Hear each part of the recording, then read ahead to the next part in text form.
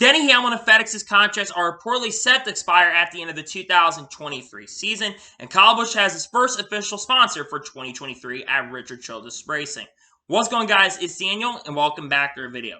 We've got a ton of NASCAR and other motorsports stories discussed here today on the channel. Let's go ahead and just jump straight into this really quickly. We're going to start off with the 75th anniversary gear. As Adam Stern tweeted last night that 75th anniversary gear has been officially released for the 75th year in NASCAR Cup Series history. Obviously, 2023 is going to be 75th year for the NASCAR Cup Series, and this gear is absolutely incredible. There's a lot of merchandise available. I believe you can now buy that on NASCAR.com. I think this absolutely looks incredible. They did an amazing job on it, and I definitely might have to get some 75th anniversary gear for myself for 2023.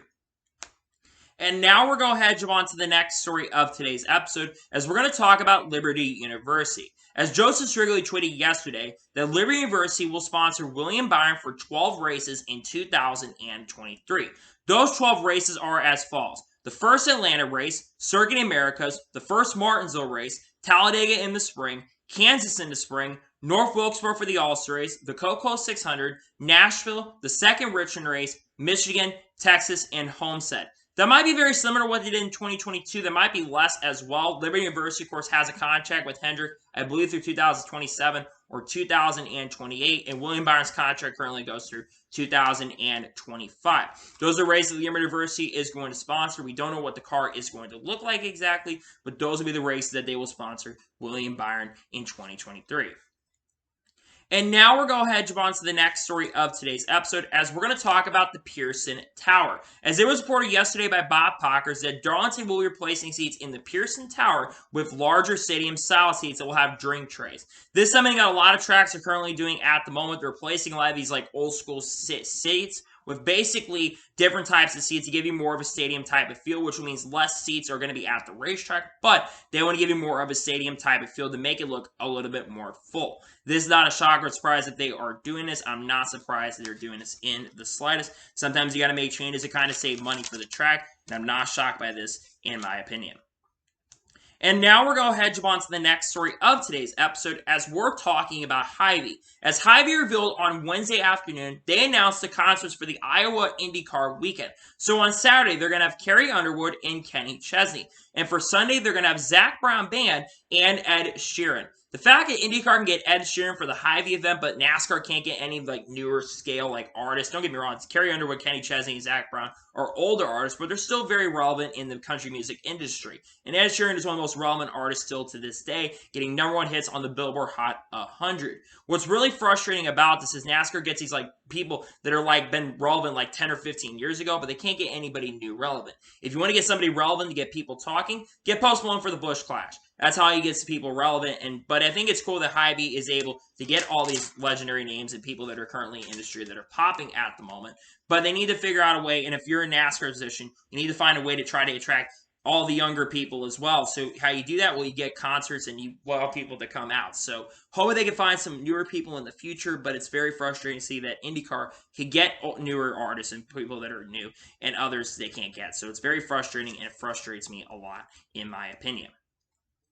And now we're going to head on to the next story of today's episode, as we're talking about Rockingham Speedway. As it was reported on Wednesday, it was tweeted by Rockingham Speedway that the repave that has been going on for the last week is officially underway at Rockingham. Of course, Rockingham Speedway has the money and funds, and they will be repaving the track. And the hope in the future is have NASCAR back at Rockingham as early as 2024 or 2025. Obviously, Rockingham Speedway will not be hosting racing in 2023 as they try to finish up the repave. The goal is to finish repave in December and maybe have some racing in 2023, but not NASCAR racing. The earliest they'd like to be on the schedule is 2024 or 2025. It's really good that Rockingham's getting repaved. There's been issues with the Hoosier tires, usually are at the racetracks. So it's good that repave is currently being done as we speak at the moment. And hopefully with the repave, we can see some really good racing there and some fantastic racing at the racetrack. Happy repave is currently being done. And now we're going to head on to the next story of today's episode, as we're talking about Scott McLaughlin. As Scott McLaughlin tweeted out Wednesday evening about a potential run in the Rolex 24, as he showed a map on his Twitter basically saying, I got a new track that I'm going out to. This is very interesting because Scott McLaughlin at this point has not been announced for the Rolex 24, but Scott McLaughlin currently drives for Team Penske. And if I'm not mistaken, I think they announced their lineup for the Team Penske car. It's going to be a bunch of Porsche factory drivers. Could Scott McLaughlin be driving another team? It's very possible. He could be driving for another organization, but they probably would have to be associated with the Penske brand. It's very interesting to know Scott McLaughlin's running these events, and cool to see that he might be running the Rolex 24. A driver with Scott McLaughlin, who of course was a championship contender in IndyCar, got 2 or 3 wins in 2022. The goal for Scott McLaughlin in 2023 is going to go out there and try to win the IndyCar championship, which I think he's going to have a really good chance to get it done. In only his 3rd year, I think he's got a really good opportunity and a great chance to get it done. And if he is running the Rolex 24, that's going to be really exciting. So I hope he is, but we'll have to wait and see if he does get to run in 2023.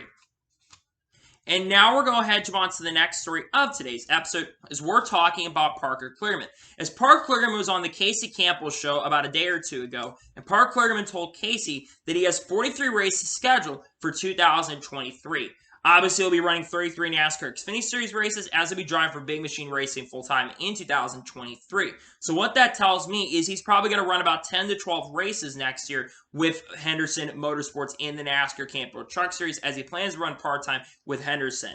I'm really happy Parker's going to be running a lot next year. It's going to be good for reps, and I think you have to look at Parker Kligerman as an outside championship threat. Yes, it sounds crazy considering Big Machine Racing is a team that's kind of newer, but I think Parker Kligerman is going to be capable of getting that equipment some really fantastic runs. So we'll probably announce the schedule with Henderson Motorsports here in the not-so-distant future, but glad to see that Parker Kligerman will be running 43 races in 2023. Wishing him the best of luck, and hoping he'll do really, really good with the team next year at Henderson, as well as with Big Machine. He can be a contender. And now we're going to head on to the next story of today's episode, as we're talking about Chip Ganassi Racing. As Jenna Fryer reported yesterday, that Chip Ganassi Racing will swap the number 48 car for the number 11 car. That means that they will have the numbers 8 for Marcus Ericsson, 9 for Scott Dixon, 10 for Alex Palou, and 11 for 2 drivers. The plan is for them to have 2 drivers in that number 11 car. They're planning to have a veteran driver in that car and also a younger driver. Jenna Fryer also notes potentially Ryan Hunter-Reay could be driving that car in 2023 as the oval guy, and potentially a newer guy. There were rumors that Nick Latifi was going to be one of those drivers, but that has not been confirmed. Very intrigued to see if they'll get someone from Formula 2 to drive that car, but we'll have to wait and see what happens on that. But it's very interesting that Chip Ganassi will be swapping from the number 48 to 11. Of course, the 48 is very synonymous with Jimmy Johnson, and it sounds like right now Jimmy Johnson will not be returning to IndyCar in 2023, as he has commitments planned with Petty GMS Motorsports in 2023 in a number of car we don't know at this time, but Petty will probably announce that in a not-so-distant future. Overall, though, I think it's very, very exciting to know that about that for sure, that we're potentially going to see the number 11 car and 2 potential great drivers driving that car in 2023. And now we're going to head on to the next story of today's episode, as we're talking about Nico Hulkenberg. As it was officially announced about a day or two ago that Nico Hulkenberg will be replacing Mick Schumacher and will be driving for Haas F1 in 2023. Nico Hulkenberg has been a super sub for the last few years and has had many opportunities to race in Formula 1. Will get back in Formula 1 and race as a teammate to Kevin Magnussen. Now, obviously, Nico Hulkenberg and Kevin Magnussen kind of have a little bit of a history. There's a video posted by Darian Gilliam, a.k.a. Black Lives Matter, on Twitter, showing that these two have had a little bit of history in the past where they did not like each other, and now they're going to be teammates. I'm not sure Nico's going to do, to be honest. I don't think Nico's going to do better than Mick Schumacher, personally. I don't think Nico's a bad driver by any stretch of the imagination, but he's had so many chances to prove himself, and really a lot of times he hasn't proved himself. So he's really going to have to step it up to the plate and really show what he's capable of in 2023, because he's had so many chances, and hopefully he can be able to be a good improvement and really help the organization next year, Haas. But I think Kevin Magnussen is still going to be better. Of course, Kevin Magnussen won the pole last week at Brazil. I hope he can be able to be a good improvement for the team in 2023 and help the organization heading into 2023.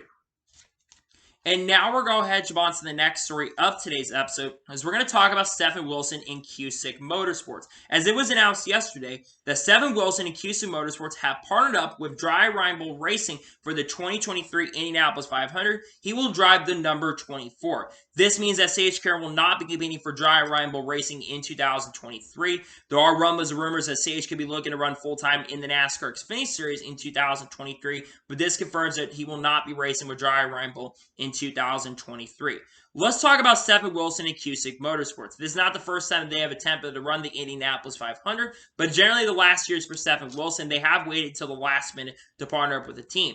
This is the earliest Stefan Wilson has been able to find a ride in a very long time. Stefan Wilson, of course, is younger brother of Justin Wilson. Stefan Wilson, I think, is a driver who I think will be very competitive, especially with Dry Reinbold Racing. We see how fast they are in the Indianapolis 500. Look how fast Santino Ferrucci was with the team last year. He was very competitive and had a chance to win the 2022 Indy 500. So you got to think he's going to be a threat to go out there and win. Now, obviously, Dry Reinbold Racing is looking at potentially running a second car. There's potential they could look at guys like Kyle Larson, perhaps, Kyle Busch, perhaps. But again, Kyle Larson, we don't know if he will be running the Indy 500. That's really the last Chevy opportunity he's going to have if he's going to run the Indy 500. But I don't know at this time if he's going to run the Indy 500. That being said, though, I'm glad to see Stefan Wilson will be driving full-time, not full-time, but driving in the Indy 500, because I think Stefan is a very talented driver, and I think it's really cool that he's getting an opportunity. He deserves this opportunity, in my opinion. I'm happy to see he'll be racing with Cusick Motorsports and be racing in the Indy 500 in 2023, or attempting to qualify for the Indy 500. And now we're going to head on to the next story of today's episode, as we're talking about Junior Motorsports, as their crew chief lineup has been officially set for 2023. And there's some big changes that are coming to the team. So Jason Burdett, who's been the crew chief for Justin Allgaier since he started working at Junior Motorsports in 2016, he will not be crew chief for Justin Allgaier, as he'll be moving over to work with Brandon Jones in 2023. Josh Berry will be actually getting Taylor Moyer. Taylor Moyer was a crew chief for Sam Mayer in 2022. Taylor Moyer will once again be working with Josh Berry in 2023. Justin Allgaier will be getting a championship crew chief, Jim Pullman, who worked at Ridge Schultz Racing last year. He'll be getting him the crew chief for him in 2023, who actually was his crew chief when he won the ARCA championship in 2008. And Marty Lindley, who was a crew chief for the 51 for Kyle Busch Motorsports, will be working with Sam Mayer once again. Marty Lindley, who was a crew chief for Sam Mayer's 2 ARCA East championships, he will be a really good asset to the team. This is a very interesting change for Junior Motorsports heading into 2023, as obviously Justin Allgaier won't have his normal crew chief, but he's getting a championship caliber crew chief, in my opinion. I think Jason Burdett will be a really good choice for Brandon Jones as well. You think about Jason Burdett, how good of a driver, not driver, but how good of a crew chief he's been for Justin Allgaier. Brandon Jones is going to have that veteran presence with him next year, and I think it's going to help him out a lot. Overall, I think this crew chief lineup is definitely really, really exciting heading into 2023. And I think if you're a fan, you have to be really, really excited if you're a fan of this series. So really good stuff for Junior Motorsports, and I cannot wait to see how these people are going to perform in 2023 with their crew chiefs. And now we're going to head on to the next story of today's episode, as we're talking about Justin Marks. As was reported on Tuesday by Adam Stern, the NASCAR charter prices have almost doubled in asking price since Justin Marks bought Chip Ganassi Racing's operation, his Cup operation. So, Marks likely saved millions of dollars. Now, we'll be talking about the charter prices here in the later portion of this episode, but Justin Marks, about a year ago, purchased Chip Ganassi Racing, basically purchased Chip Ganassi Racing's Cup Series operation, and now is running that operation. And in the first year he took over that operation, the Cup operation, they have become a championship caliber team and nearly won the championship with Ross Chastain and won a race with Daniel Suarez as well. Look at this big investment for the team. They've got great sponsors working with them heading into next year once again. Their sponsorship is basically set for 2023. And I think you look at Trackhouse Racing and their team headed toward a bright future. There's a lot of ambitions that Trackhouse Racing really has going into next year, and they really would like to expand into other forms of motorsports and other entertainment investments as well. So if you're a fan of Trackhouse Racing, you've got a lot of things you're really looking forward to heading into the future for this organization. And I'm definitely really excited for the team as well heading into next year and all the future about things that is going on with the team. So there's a lot of really cool things happening as well for sure for Trackhouse Racing, and Justin Marks, I think, made a really good investment. And I know it costs a lot of money probably, but he's already saved a lot of money. So really good stuff for sure, and very happy to see that we see Justin Marks being very successful with the charters he has. And now we're going to go ahead and jump on to the next story of today's episode as we're talking about Ryan Preece. Now, Ryan Preece was being spoken to by the media after, including people like Nathan Solomon and Bob Pockers. And Ryan Preece basically told the media that he actually turned down offers from Xfinity and Truck Series teams with hopes of being in the Cup Series. And he also reported that the crew chief for Ryan Preece has not been set yet for 2023. Let's begin by talking about this. This actually was first reported by Dale Jr. about 2 or 3 weeks ago before all this stuff kind of started breaking, that Ryan Preece has some offers from different organizations and teams to drive for them in 2023. Probably some really good organizations. Wouldn't surprise me if Big Machine Racing gave him an opportunity. Wouldn't surprise me if teams like GMS or Front Row tried to bring him over to drive. We really don't know at this point. But Ryan Preece, of course, will be driving the number 41 for Stewart-Haas Racing in 2023. I think this move of him going to Stewart-Haas Racing, I think Stewart-Haas Racing is not going to regret the decision of bringing Ryan Preece over, especially with the talent of Ryan Preece. I think Ryan Preece is generally one of the most talented drivers in the NASCAR in general. I mean, you look at what he did at DJR Racing, now Tricon Garage, and he went out and won 2 races for the team in the 2 years he drove for the team. And in 2022, he ran 10 or 11 races, and his worst finish was 11th. He was one of the most consistent drivers in the series, had one of the best average finishes in the Truck Series, and was always up front competing for victories with DJR Racing. So I think that SHR had a really good investment. Obviously, we don't know the crew chief as well. Let's talk about that for a second, because I don't think Mike Shipley's coming back. I'll be honest. I think there's a good chance Mike Shipley can move back down to Xfinity with Cole Custer if, of course, he gets back into sport, because at this time, we really don't know when he will be let back into sport. He's still currently serving an indefinite suspension after the shenanigans at the Charlotte Roval. So obviously, for sure, we'll have to see what happens in regards to Ryan Preece. But definitely, for sure, things are kind of interesting, for sure, to see who the crew chief will be. Maybe they bring someone in SHR. Maybe Greg Zipadelli becomes the crew chief again. Who knows at this point? But I think Ryan Preece definitely will not regret decisions that he's made. And I think he's headed toward a really good future as well heading into next year, in my opinion. And now we're going to head on to the next story of today's episode as we're talking about a global championship. Now, I'll be talking about Brazil here in just a little bit, but it was reported by Adam Stern later in the evening that NASCAR wants to eventually have a common chassis across all of its different international series so that it can create a global championship. This is definitely very, very intriguing, but I think NASCAR has wanted to have a global championship and go to different countries and race in different series in different countries as well. And they've been starting to get a little bit more of an international presence. Obviously, you have the NASCAR Euro Series that is currently really building its brand. The Whelen Euro Series is kind of growing very slowly but surely. And of course, they're going to be having an ice race. It's probably going to be their most watched race they've ever had. But I love the fact that NASCAR is interested in having like a global championship and going to different countries, very similar to Formula One. But of course, people are going to look at that saying, well, it sounds like they're trying to kind of copy Formula One a little bit where they go global. And that's potentially a possibility. They might be going out there and copying that. But I don't really see that. I think NASCAR does have to kind of get a carbon footprint into different countries, and they need to find a way to be able to expand. So to me, in my opinion, I think it makes a lot of sense for them to try to expand to different countries and go into different forms of racing as well. And I think that this is a really good step in the right direction in that. So it's very exciting they want to have a global championship and go to different countries. I think that is something that's very, very exciting.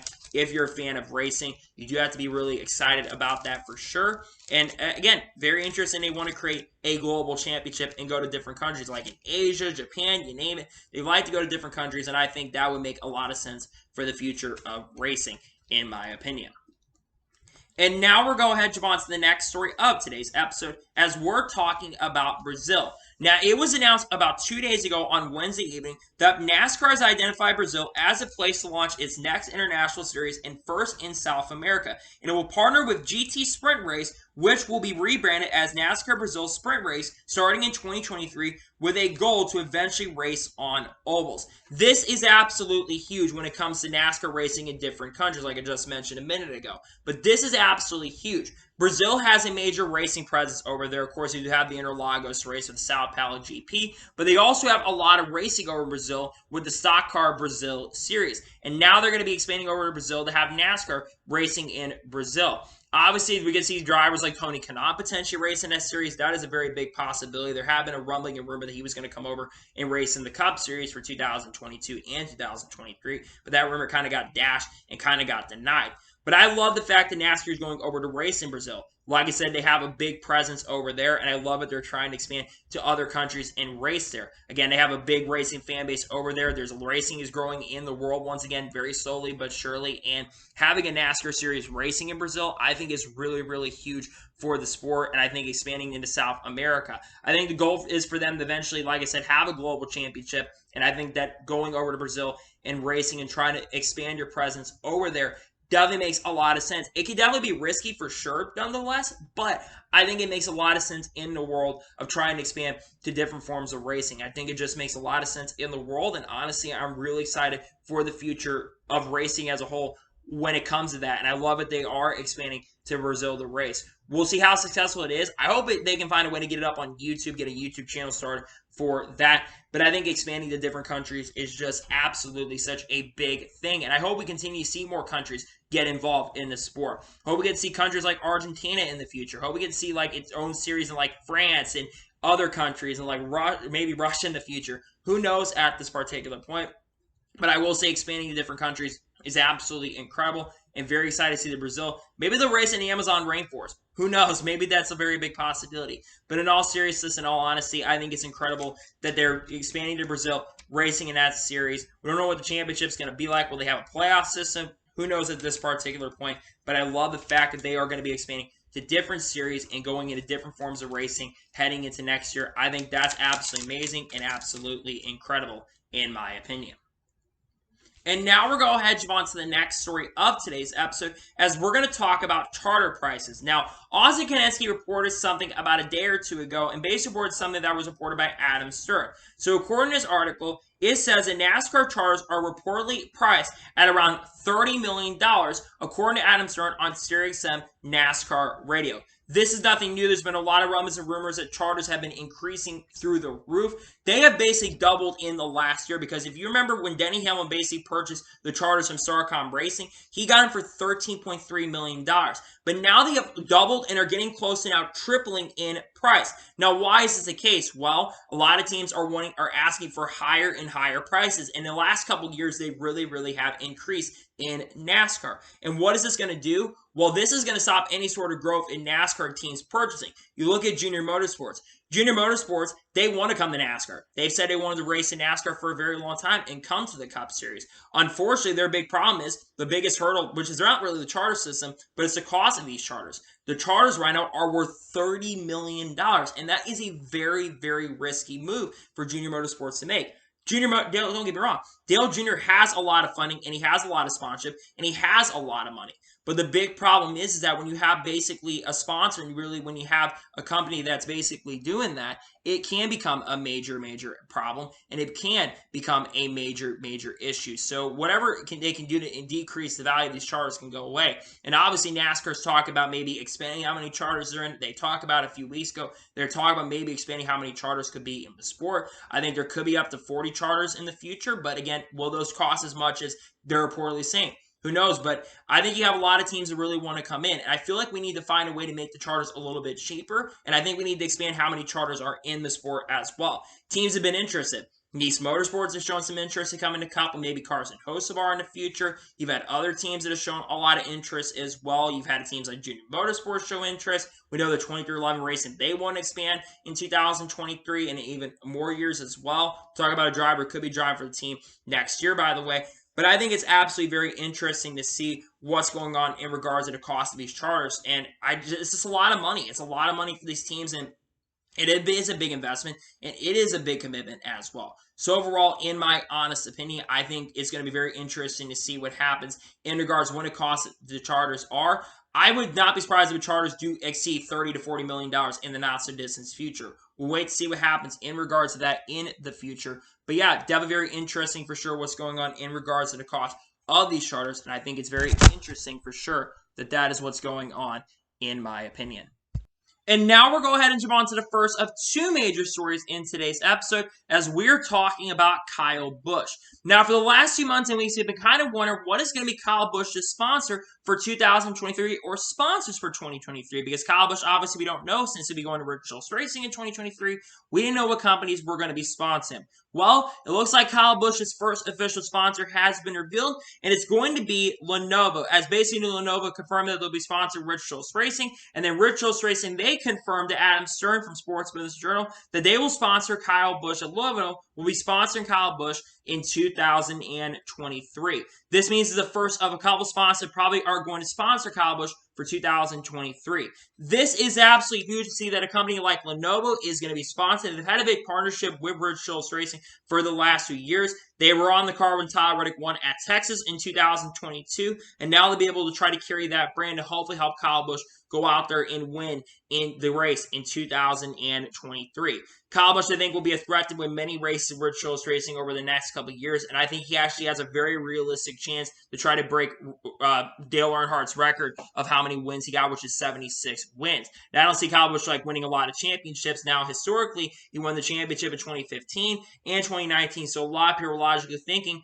could this be the year Kyle Busch gets his third championship? But honestly, I don't think Kyle Busch is going to win the championship. When you move to a new team and new organization, a lot of times it takes a lot of time to get used to the cars. But Kyle Busch is still a driver who's not even reached the peak of his career yet. He's only 37 years of age, and he hasn't really reached the peak of his career yet.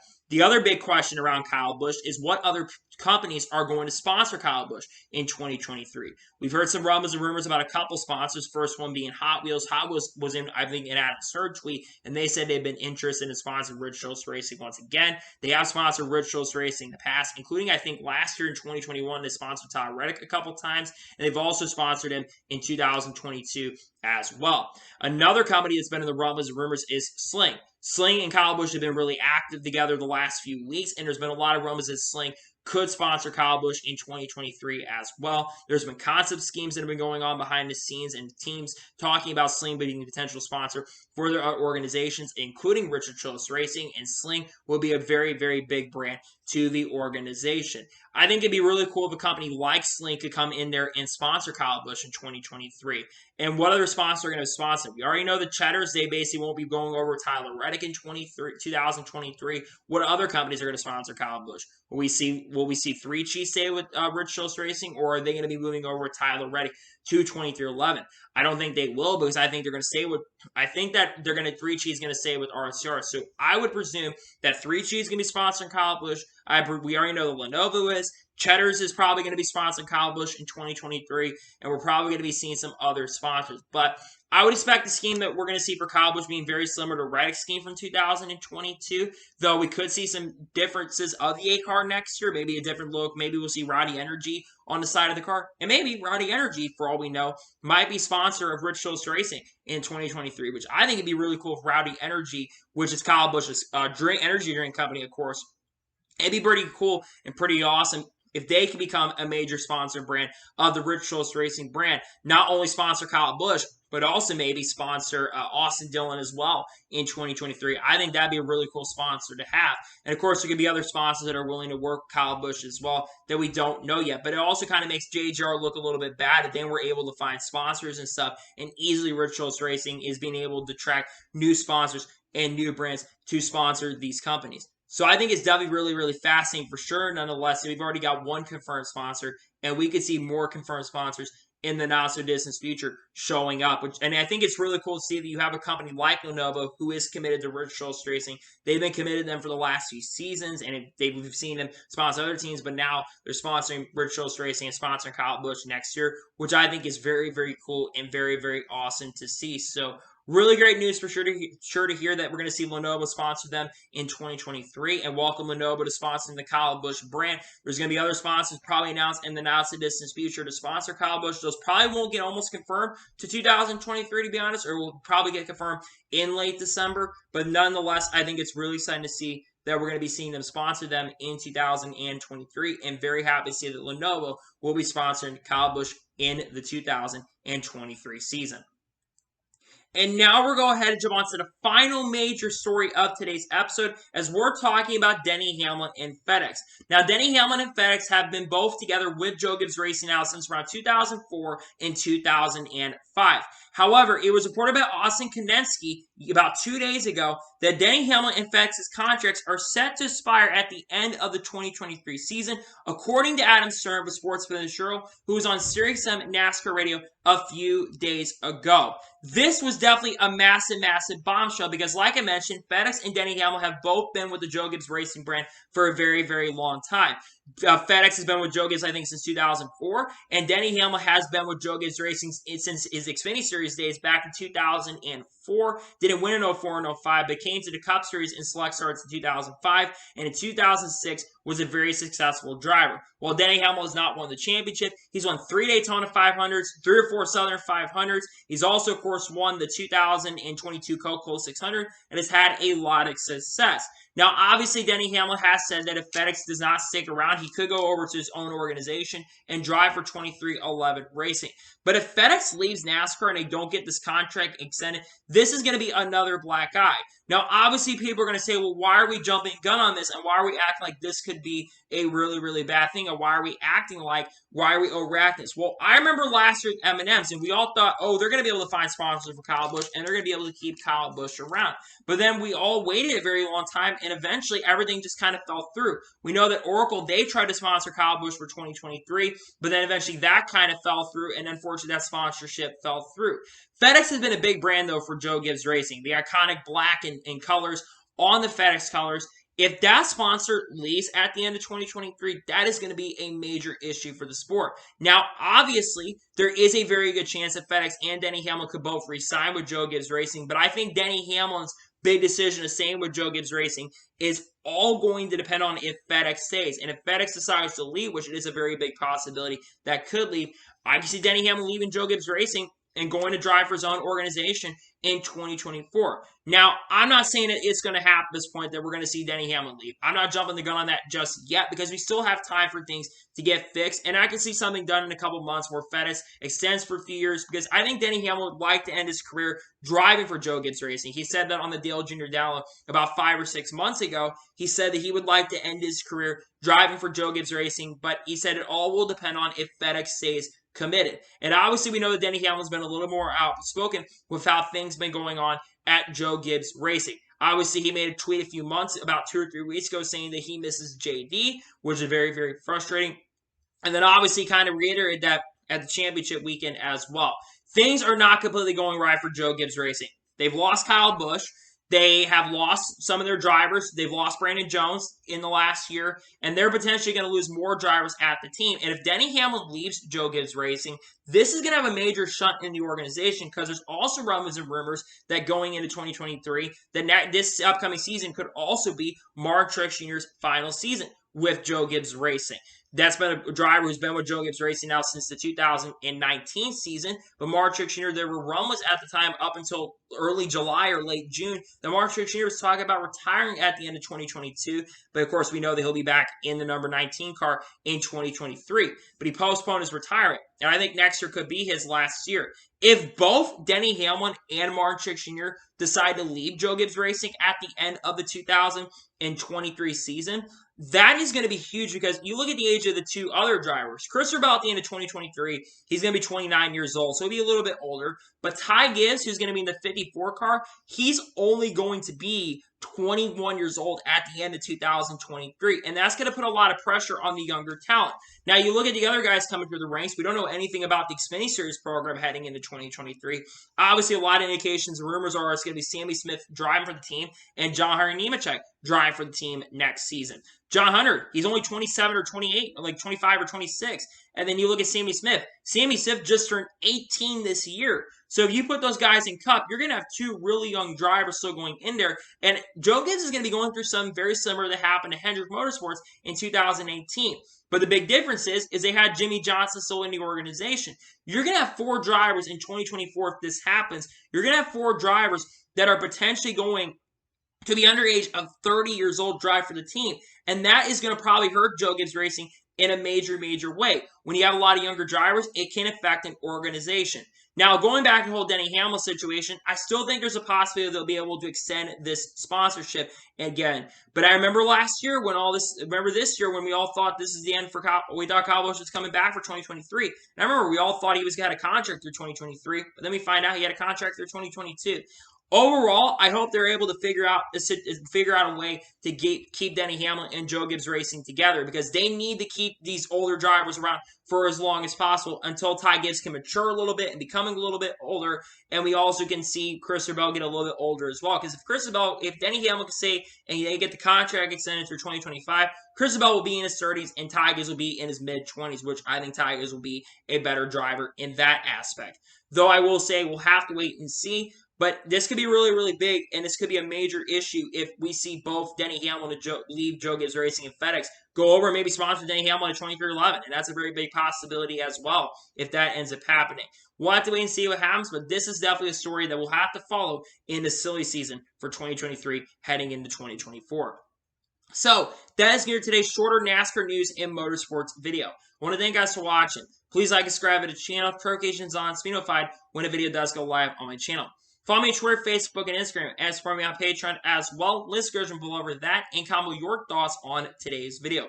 What are your thoughts about Denny Hamlin and FedEx's contracts up at the end of 2023? Let me know in the comments below. And what are your thoughts about Kyle Busch finally having a sponsor for 2023? Let me know in the comments below. Tomorrow on my channel, we're going to be having the 2023 race winner predictions. I think that will be the video on the channel tomorrow.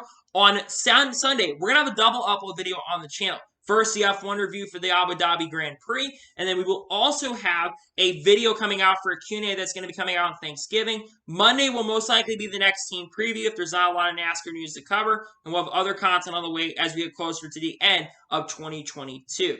So anyway, like I said, I want to thank you guys for watching today's episode, and I'll see you guys next time for some more great, awesome NASCAR content and other motorsports content on the channel like this. Take care, everybody.